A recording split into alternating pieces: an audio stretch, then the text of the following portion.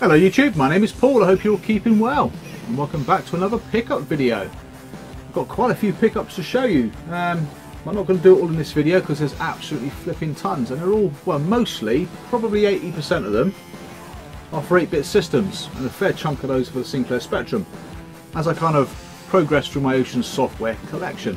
Now, I didn't realise how many flipping games were released by Ocean Software. I knew there was quite a few, but not nearly as much as I've now acquired. There must be at least 150 games, ranging from the Spectrum 16K right through to the Nintendo 64.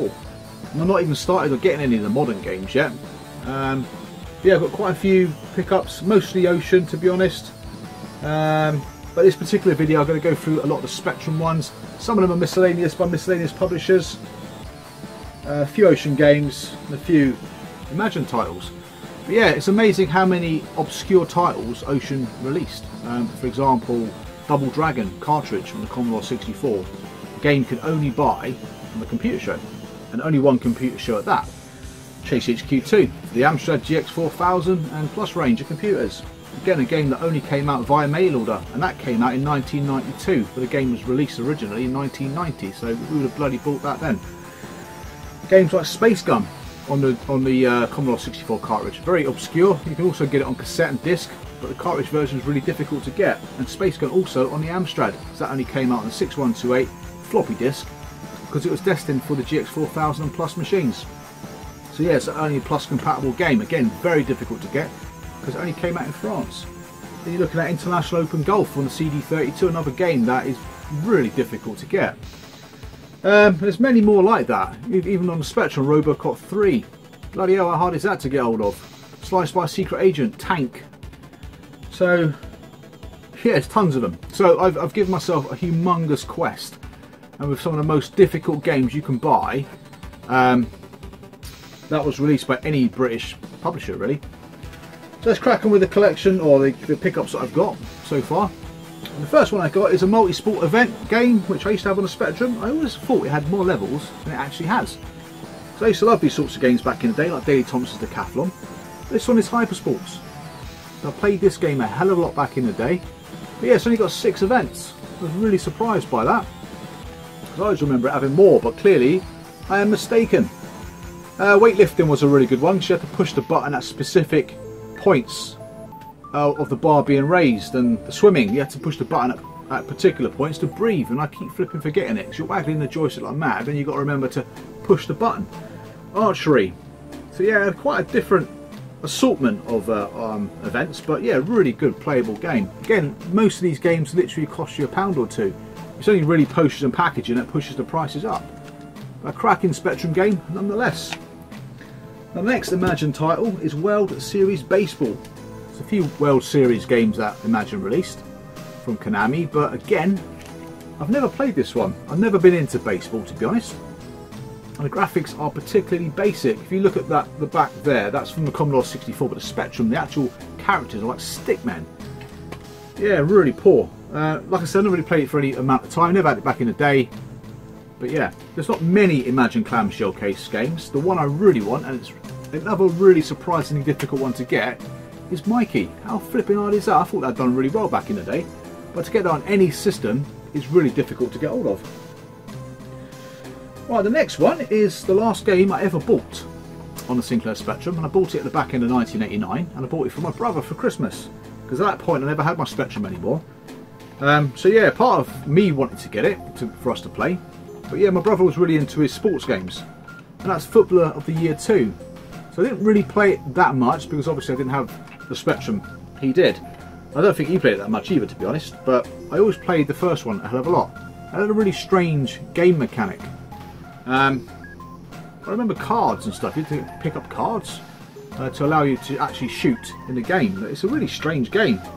I can't really explain it or do it justice, to be honest, unless you go and check it out for yourself. But yeah, Football Manager. I think the Football Manager 2 came out on all the 16-bit machines as well, like the ST and Amiga. But yeah, that was a bit of history for me, because it was the last Spectrum game I ever went out and bought. Full price. Now the next one is another football game. It's one of the first top-down football games I ever played. I played Micro Pro Soccer, and this one kind of emulated that, just wasn't as good. And that's Gary Lineker's Hot Shot. Unfortunately, there's a bit of writing there on the sleeve, but again, not an expensive game, not an overly difficult one to get. Graphically, the graphics were pretty good, but the game moved around at a slow pace and was quite juddery, so it wasn't that great, to be honest. I remember buying this one, and I bought a game called Gary Lineker's Superstar Soccer, which is almost like a management stroke arcade footy game. I think there was 3. I think Cindy Steve did correct me a little while ago. There was this one, Superstar Soccer, and I think there's Super Skills, which is the only one I never actually bought myself. But yeah, I played it back in the day. I did buy it, but I didn't really think much of it, to be honest. I don't really have many nostalgic Spectrum games to pick up. There must only be about 10 left to get. Now the next one I never had back in the day, but I do remember it because of its artwork, and I really like the graphics or the graphical style of this game, but I never played it. I've had 2 copies since and none of them work. Got no idea what's going on with that, and that's Jack the Nipper. Always appealed to me, this game, but I never actually ever played it. Even today I still never played it. I played Jack the Nipper 2, Coconut Capers, which is slightly different to this one because that was a sort of platform game, whereas this one was a bit more of an arcade adventure. But yeah, again, if you do get it, you can get a badge with it. This doesn't come with a badge or instructions, so I'm still on the lookout for a working copy of Jack the Nipper. Now the first game was a game I always thought I had. I didn't have it back in the day as in its original, but I did play it on a copied cassette. That's Nightmare Rally, which has got one of the best bits of cover art and on any Ocean game. I really do like that cover art. Again, it's not much to show you in the back. I'm not really sure if you can see the screenshots on it, but it is like a really old school racer. It's almost like you're driving a car through like slalom flags, but it runs at quite a fast pace. Dogs are whining. Yeah, it runs at a really quick pace, and I never really got the hang of it, but it's not a bad game. It's got some decent reviews, but I love that cover art. Fantastic. Shut up. Next one is Arkanoid. Again, never really played it. I'm not really keen on the bat and ball games. I'm pretty sure I've mentioned that in the past. Unfortunately, I can't get this one to work either. This one's about £5, but unfortunately, it doesn't work. No great shakes. I guess that's one of the perils of buying old magnetic media. But does it prevent you from buying these old games? It does. I don't like it when it doesn't work, to be completely honest with you, but what can you do? Next one, another fantastic piece of cover art, and this game was supposed to be Green Beret 2, and that is The Vindicator. Again, a game I never had back in the day, but I always wanted to buy it. But that cover art is absolutely fantastic. I thought I always had this one as well, but clearly I haven't. Bit of a strange game. You kind of wander around the maze, going to different rooms. I'm not really quite sure what else you do, to be honest. Screenshot down the bottom there, looks like a sort of a platform element to it, but yeah, it got some half decent reviews. But yeah, pleased to have it though, just for the artwork alone. Next one is Run the Gauntlet, based on the TV series of the same name. Again, a game I'm not overly that well, I have no nostalgia for it, to be honest. Never really played it back in the day, but yeah, graphics alright. I've played it on the Amiga more than I have on the Spectrum, and it's one of those multi-event games. I don't really know too much about it, but the next few I do. So the next one is The Running Man. I remember buying this somewhere up Oxford Street. I picked this up along with Last Ninja 2. You can imagine the game I spent the most time on. It weren't this one. So The Running Man, obviously a movie tie-in, but the game features some nice graphics, nice parallax scrolling, but it was so slow and unplayable, it's unbelievable. But yeah, it had a digitised introduction sequence when Schwarzenegger goes through that, like, not a roller coaster, it's like a flipping chute, just shoots him out to the game area. But yeah, it was a bad game. Didn't get particularly great reviews, and I didn't like it, to be honest. Whereas the next game, Death Wish 3, I absolutely loved the title track by Ben Dalglish, or the late Ben Dalglish, because sadly he passed away. Which was a bit of a shocker really, because he's not a lot older than me. Well, I didn't think he was. He couldn't be much older than 50, surely. But yeah, sad news that he passed on. But his music will always live on, because Gremlin Graphics, most of the title tunes he did. A lot of them are fantastic, including Death Wish 3, which I thought was absolutely fantastic. The game itself, on the other hand, was quite difficult. I didn't know what the hell I was doing. I just shot anything that moved, and every now and then it ended up in a room. What else do you do? I don't know. But yeah, it's a really Yeah, obscure game. I never got the hang of it, to be honest. I liked it because I liked the music. The music was absolutely fantastic. Next one is Human Killing Machine, which was originally touted as Street Fighter 2 or Street Fighter sequel. Got no idea what the Indiana Jones type bloke or why he's even on it. It's a really strange photo to have on the front of a fighting game, because the game has got nothing to do with Indiana Jones or Indiana Jones lookalike. It really hasn't. I've got no idea what they're doing. Screenshots on the back are from the Atari ST. If you ever play Street Fighter on the Spectrum, it plays exactly the same way. Developed by Tiertex, who are renowned. I think graphically their games were really good. I just felt they had no atmosphere. There was no sound, no music, especially on the Sinclair Spectrum. It's quite a sad state of affairs really when you're playing a game like that. But yeah, the graphics were good. I remember that much. I remember the sprites being nice and big. Now, the next one is a game I bought from the Computer Club. Now, I signed up to the Computer Club against my parents' wishes, so that was not very nice of me. But I did it anyway. But every time they brought out like a little catalogue, a little book that's sent to your house, there was a game of the month on the front. It was a pile of shit usually, but I had to choose it.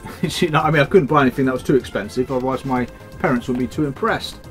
So I bought games like Animator 1, which was like an animation program. So this was another one I picked up, which was Evening Star.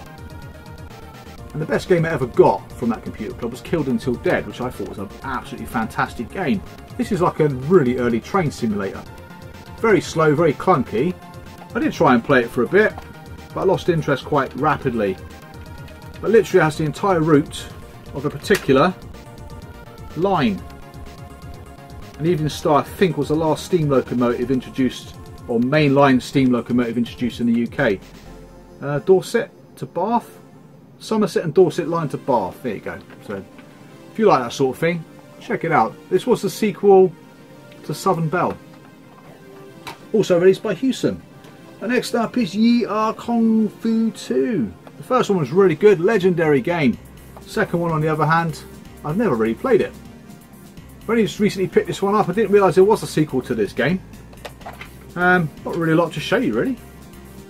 Tape looks a bit dodgy, looks like a bit of a copy. But yeah, never played it, to be honest, so I really couldn't describe what it's all about. The last one is quite a difficult Imagine title to get, more difficult than you would expect, to be honest, and that's a game called Athena. This one cost me 10 quid.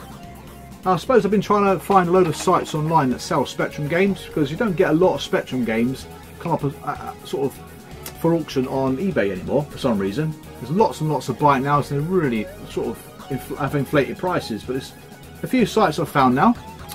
And I've got this one for about 10 quid. This one probably can go for about 20–30 pounds. It's quite a difficult title to get. Now, Athena, I'm not sure what that's a sequel to. I might think of another game that's a sequel to this. Psycho Soldier, I think, is a sequel to this. And Psycho Soldier is quite a difficult Imagine title to get. But yeah, really pleased to have got this, to be honest. Again, a game I only remember really for its artwork, because the game itself isn't great, and from magazine adverts.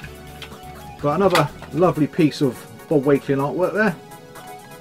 But yeah, brilliant stuff. So I thought I'd show you these ones. I've got more Spectrum games to show you. I've got a load of small box Spectrum titles, including a couple of really difficult to get Spectrum games. And I've got quite a few old Ocean releases to show you. Got a few ST and Amiga titles as well. And a few Ocean games that were unique to the Commodore 64. Well, not unique to the 64, they came out on the 16 bits. But the Amstrad kind of died at... Well, for Ocean Software, they released Space Gun. That was the last game they released on the Amstrad. The Spectrum had Robocop 3. And then it carried on for another 5 games for the Commodore 64. So I'm trying to get those last 5. I've got 3 of them. One's on the way now, and 2 of them are still waiting to get hold of. But yeah, so there was some more life in the Commodore 64. Probably another year, I reckon. Because Ocean Software supported them for a bit longer. But that's it for the pickups. I'll probably see a lot of you now on Friday night in Blackpool, so I'm really looking forward to that. I'm getting a lift up, which is, well, makes a nice change, so thank you very much to the young man giving me a lift up, because yeah, it's a long old trek from here. It's about a 7-hour trek, 400-mile drive, so we're going to share the cost of the fuel, which makes sense, just means a few more beer tokens. So I'll catch some of you in Blackpool, so thank you very much for watching, thank you very much for subscribing, and I'll see you again real soon. Take care and bye for now.